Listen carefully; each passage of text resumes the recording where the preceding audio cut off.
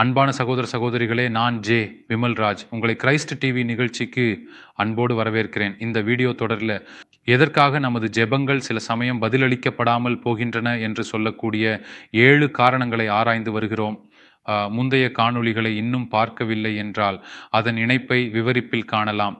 முதல் காரணமாக நாம் கற்றுக்கொண்டது, நாம் எப்போதும் தேவனுடைய சித்தத்தின்படி ஜெபிப்பதில்லை என்பதே. அதிலும் 2 பரிமாணங்களை பார்த்தோம்.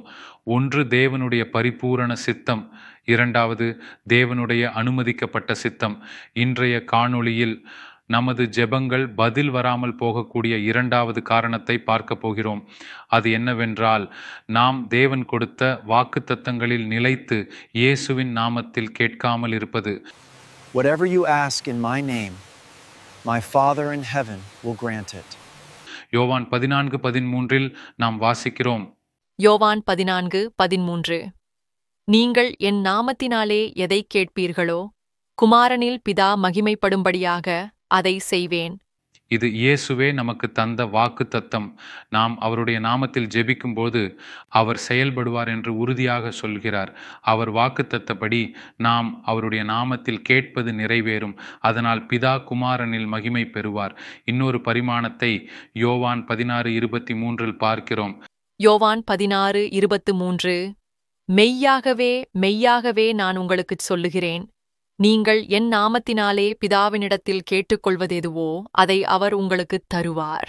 இங்கு நாம் இயேசுவின் நாமத்தில் ஜெபிக்கும்போது பிதாதாமே நமக்கு பதில் தருகிறார் என்பதை காண்கிறோம்.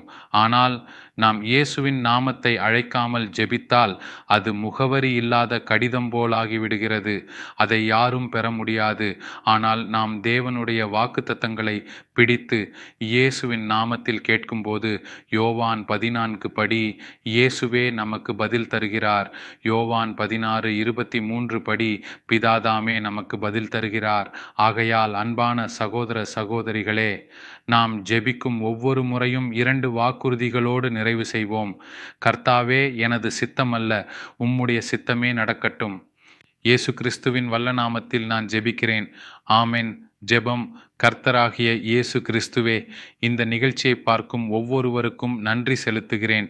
அவர்களை விடுவியுங்கள், அவர்களை புதுப்பியுங்கள். எதிரி கெடுத்தது, அழித்தது, திருடியது அனைத்தையும் மீட்டுத்தாரும். அவர்களை அதிகமாக ஆசீர்வதியுங்கள். இந்த போதனைகளில் கற்றுக்கொள்ளும் எல்லாவற்றையும் வாழ்க்கையில் நடைமுறைப்படுத்துவதற்கான கிருபையை அளியுங்கள். அவர்களின் ஒவ்வொரு ஜெபமும் உமது பரிபூரண சித்தத்தின்படி பதில் பெறச் செய்வீராக. இயேசு கிறிஸ்துவின் வல்ல நாமத்தில் ஜெபிக்கிறோம். ஆமேன். அன்பானவர்களே, எங்கள் சேனலை லைக், ஷேர், சப்ஸ்கிரைப் செய்யுமாறு பணிவுடன் கேட்டுக்கொள்கிறோம். எல்லா மகிமையும் கனமும் பிதாவுக்கும் குமாரனுக்கும் பரிசுத்த ஆவிக்கும் உண்டாவதாக. ஆமேன்.